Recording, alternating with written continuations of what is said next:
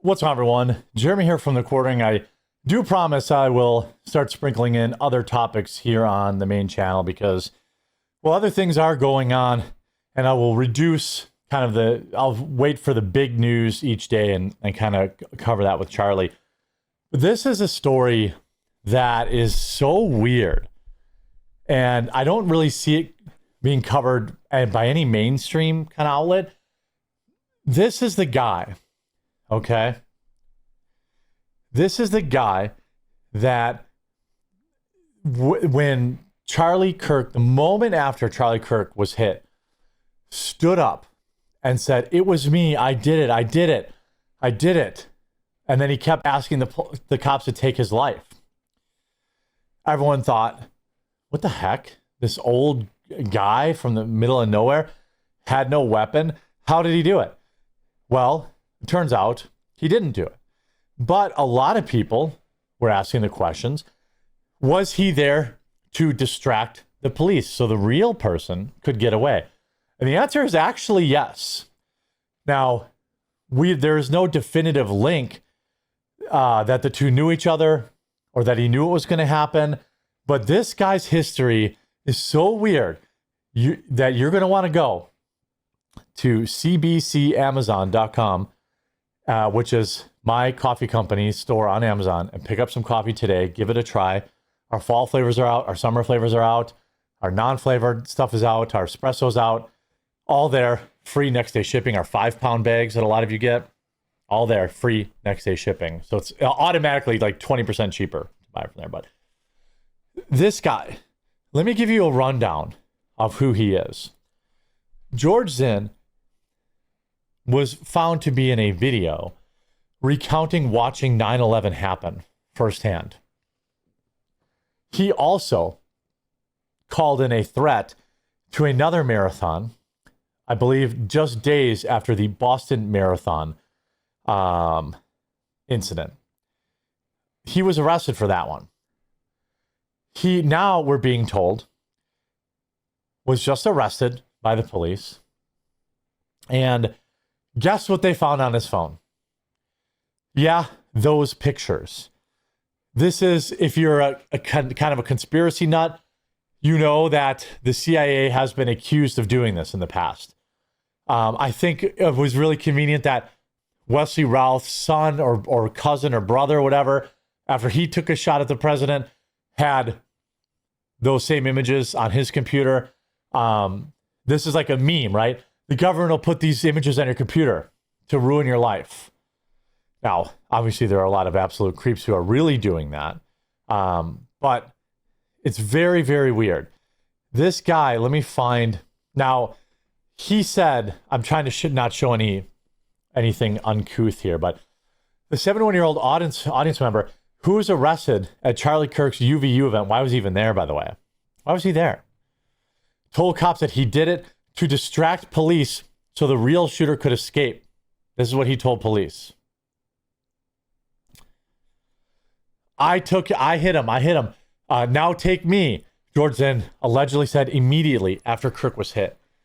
While speaking to investigators, Zinn said he was trying to draw attention away from the real shooter. Zinn was charged with obstruction of justice, a second-degree felony.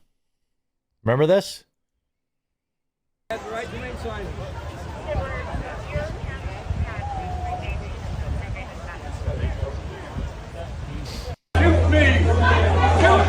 that you? We don't know if it's him or not. He kept yelling, that. How dare you! How dare you! He never did it. He fantasized about doing it, but he never did it. And here are some interesting facts.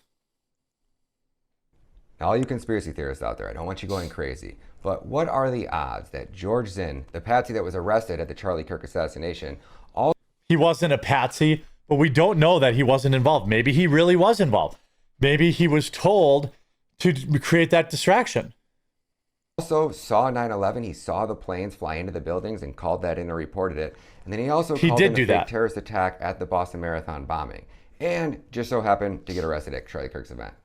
So Tess Keyser, she responded to this tweet and she says, Grok is a guy really involved in all three events like this post claims. And Grok fact checks it and goes, based on a review of multiple sources, George Zinn was a witness to the 9/11 attacks, and he described seeing planes hit the towers. He was also arrested in 2013 for emailing a bomb threat joke to the Salt Lake City Marathon shortly after the Boston bombing. He pled guilty to a terrorism charge and somehow magically only received probation. He was also detained and questioned as a person of interest at the Charlie Kirk assassination on September 10th, 2025, but released without charges relating to the shooting. Then Grok went on and made sure that it told you. Yeah. I mean, what's interesting is maybe, but I mean, this guy just happened to be in a documentary about, like, he just happened to be a documentary around, where's this? Around 9/11. In 2013, he was charged with making threats at a marathon in the aftermath of what happened in Boston. He claimed to have run interference for Charlie Kirk's assassination. And now this week, he's been brought up on charges of having images on his computer that, you know, you shouldn't have. The odds, according to Grok, are roughly 1 in 1 million. You know, it was an interesting time. Here he is talking about 9/11. You know, it was an interesting time when I went to, I was in Denver just on September 10th, 2001, and I'm a huge Broncos fan, so I was, it was the opening night of Denver Broncos Stadium. I went down there, and we were playing the Giants that night. And so it was a huge event for us. I even remembered everything that happened. We opened the stadium on September 10th, 2001. And so, you know, I was, we won the Giants, which was good. I remember that was when Ed McCaffrey actually got hurt that night. Yeah. On September 11th, early that morning, and go back to Salt Lake City. And they said, come down, look in the lobby. Something's happening here. They said there's a plane that's headed towards one of the towers in New York City. And we're just glued. Everybody in the lobby is just going, wow, this is pilot error. What's going on here? You know, it was very confusing. So And we see that plane go in, and we just think, wow, you know, and then I think it was, what, a 9/12 or something like that, that second plane hit that.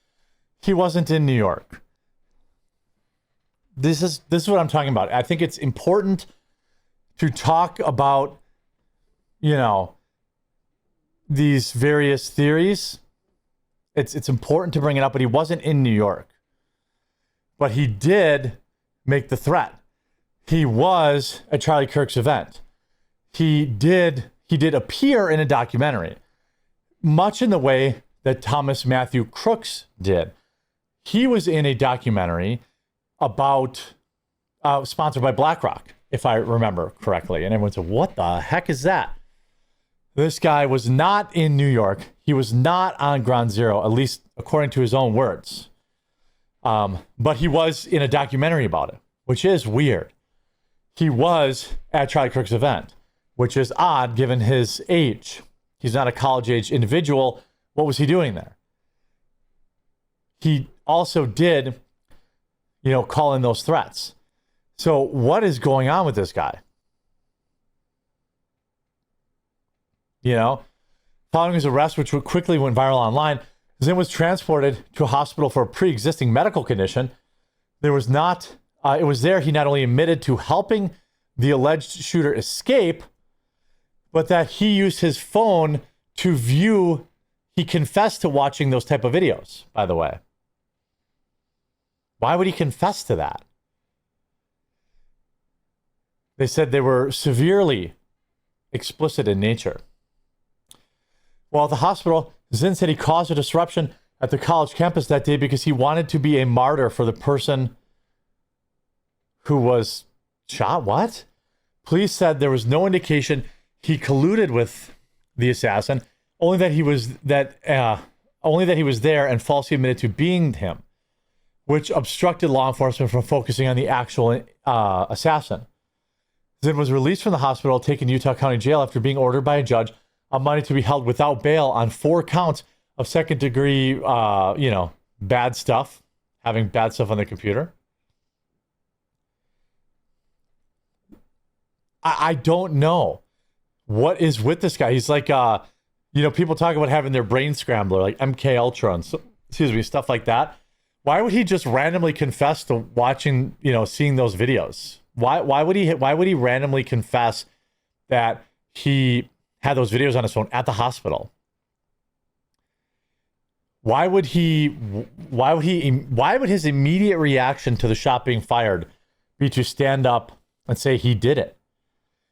Now, you could say this guy was mentally deranged. And I think that that's an irrefutable fact. You don't call in these threats. You don't have that type of stuff on your phone. But it's also like, who is telling him to do these things? Did he have voices in his head? Was he, what, the 9/11 documentary thing is weird, but it's not like he was there. I saw people on Twitter saying he was there. I didn't see that he was there. It said he was just in that video. I've seen no evidence that he was there. He was at a football game the night before, which would have ended late.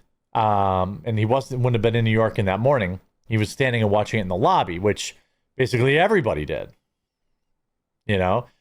So I don't know. It's very, very odd. I think that people are right to wonder what the heck's going on with this guy. He could just be a crazy guy. Certainly possible. But it does seem, I do think it's at least reasonable to look into if he had any connections. Maybe somebody independently was convinced Tyler to do what he did and also independently convinced him to do what he did.